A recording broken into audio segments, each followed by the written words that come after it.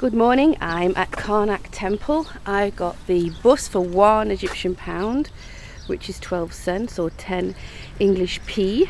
And then I got a taxi here, which was all the way down the Corniche alley, and that cost me £15.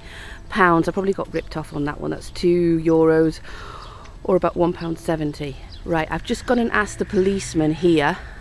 I'll show you if I'm allowed. Policeman there.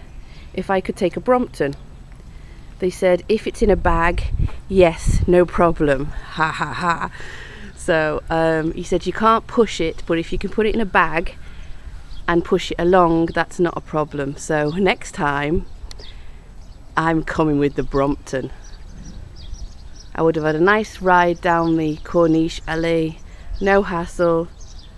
I could go anywhere I wanted. I could go onto the West Bank, which is over there. This is over there, directly over there. If you look over there, that's Hatshepsut,